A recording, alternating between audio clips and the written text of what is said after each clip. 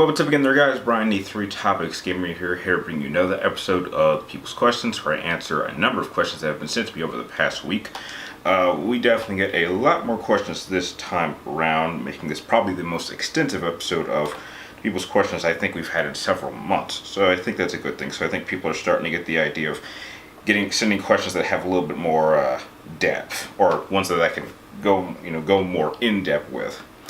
So starting off with the first question coming from Scarpino, and you want to know, what is the most unintentionally funny scene that I've seen in any film?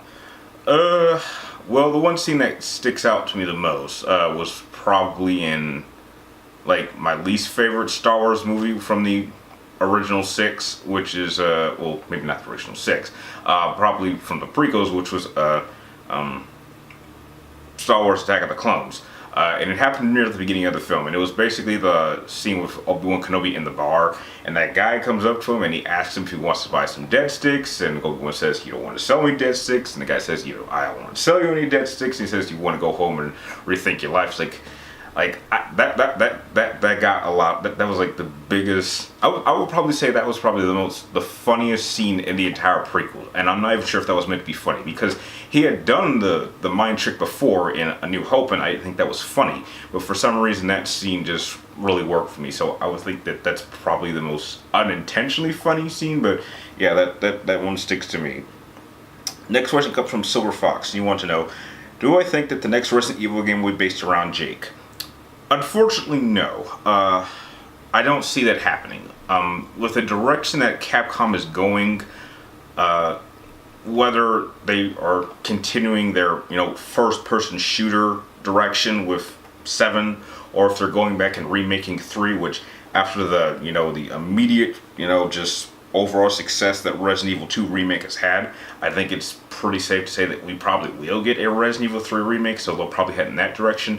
But I just don't see how they could really use Jake as a character with the direction that they've decided to go with following Resident Evil 7. It just doesn't make sense to have like a 4-set story or an action-packed story or style that they did with Resident Evil 6, and then go back to a first-person shooter with Resident Evil 7, then to go back to that action set piece. I think that they're in a position where they might be able to do both. So sadly, I think Resident Evil 6 was the last time we will ever see Jake. I don't think we'll even see him mentioned. I just don't think that Jake works in that much slower paced style of gameplay, which I think Capcom might go. I may be wrong. Maybe they will bring him back, but as it stands right now, I just don't think we will ever see Jake again. Next question comes from Goku-san. You want to know, which assassin character do I think Arno can beat, and which one do I think he will lose to? Oh.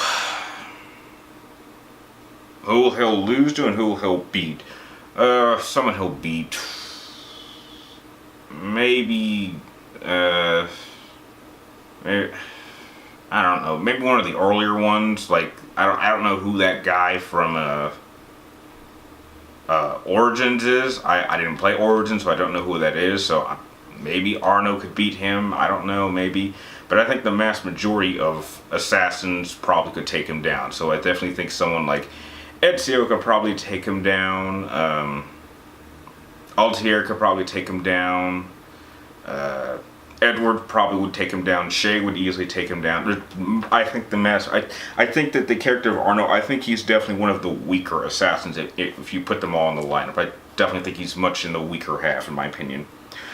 Next question comes from Daniel Villegas. You want to know, what is my favorite PlayStation exclusive?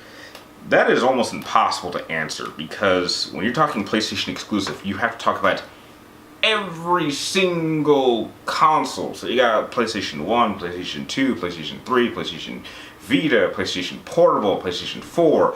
That is logistically impossible, because when I actually look at my favorite games from each generation, none of them are really exclusives except for the one on PlayStation 3, which to this day it's still an exclusive. But my PlayStation 1 favorite game, that's not an exclusive anymore. My favorite game on PlayStation 2, that's no longer an exclusive. My favorite game on PlayStation, I want to say 4, is an exclusive, but it's not my favorite entry in the franchise. So that is a logistically impossible question. So as it stands right now, I don't have a favorite PlayStation exclusive, because as it stands right now, my favorite video game of all time is not an exclusive at all. So yeah. Next question comes from Phantom Sidious, and you want to know, what games do I think deserve far more recognition than they got? What do I think needed more recognition? I think the Mad Max game from that came out on PlayStation 4 or the current generation consoles, I think that needed much more recognition because the Mad Max game itself was not based off of the film, and so it's one of the rare times where a video game was not based off of the movie, and the movie was incredible. I mean, don't get me wrong, it's probably my favorite Mad Max movie of all time, without question.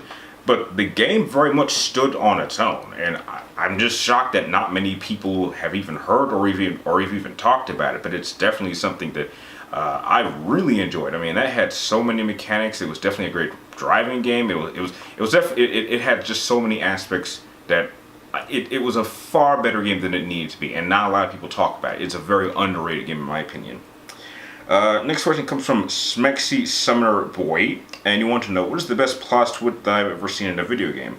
Oh, that's easy. That easily goes to the ending twist in Infamous 1. The one where you find out that Kessler is actually an older version of Cole McGrath who came back in time to basically mold his younger self to be ready to take on the Beast.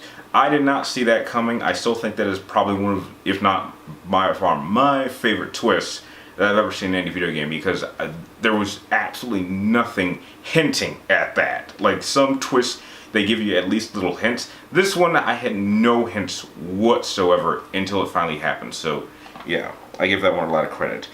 Next question comes from Will Williams. He wants to know, how would I rank the Terminator movies from worst to best? Oh, worst to best. Okay, well, the best one's obviously Terminator 2. Then I would follow that up with Terminator.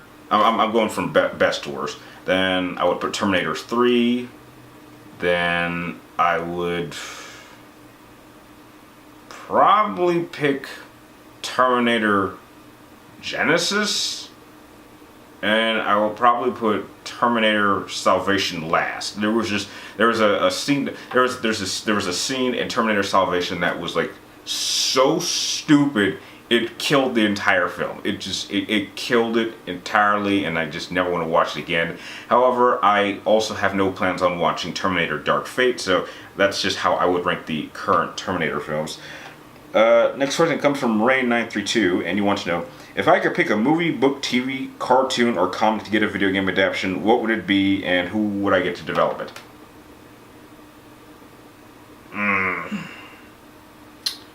Well, I don't know. I guess maybe we could.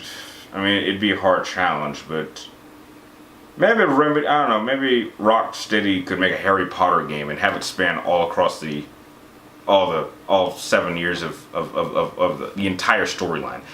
It'd be an extensive game, but I think you could pull that off. I mean, I just think that how they handled the Arkham series would work very, very well, especially being able to go around Hogwarts. And I think it would be somewhat reminiscent of like how they were able to handle Arkham Asylum, because that was a big island, but you could go around and do all kinds of things. And I think occasionally you could have like a small section where you got to go away from Hogwarts, and then you would come back, and then you would do more stuff. So yeah, I think they could pull that off. I'd love to see that. And the last question of the episode comes from Brady Burke, who I actually answered your question in the comment section, but you actually want me to go more in-depth with my answer, so I appreciate that. And you want to know, what is my favorite racing video game? And I said in the comment section that it was the first Need for Speed Most Wanted. And the reason why that one, even to this day, remains my favorite racing game is because, number one, unlike the prior two games to come to Need for Speed, which were Underground and Underground 2, which I love those games. I like how this one actually had a story, in which you basically play as some racer who arrives in town, and then you lose your car, and then you have to take down members of the Blacklist. And what I loved about that is, like, with every Blacklist racer, I would always try to, like, get the pink slips and take their car. So, like, by the end, like, my entire lineup of cars was basically Blacklist member cars. And I would typically, that's how I would play through the entire game. I would always make sure that whichever Blacklist member's car I had taken last, I would use that car to beat the next Blacklist racer and take their car. And I think that the aspect of the police is better than in any game I've ever played, even games that had the police after that. I think the police AI in that one is super intelligent. It's very easy to get around if you know the layup of the map pretty well. And I think that even though it doesn't have many cutscenes, I think that the story kind of is in that really sensitive middle section between going into what Underground was, which that had like a bare bone story, and then when you follow that with like not Tokyo, it was like I think it was like Need for Speed Drift, which also had a story. So I just think that the fact that out of all of the Need for Speed games that actually had a story, I think that that one had the strongest traditional style of story. And you know, you had so many customable parts, and it was just incredible. It basically revolutionized certain aspects of Need for Speed that are still used to this day, but I even now I don't think are handled nearly as well as it would be in that game. That's like the one Need for Speed game that I would love for them to do an HD remastering of. In fact, I actually do have that game on PlayStation 3, so maybe one day if people want,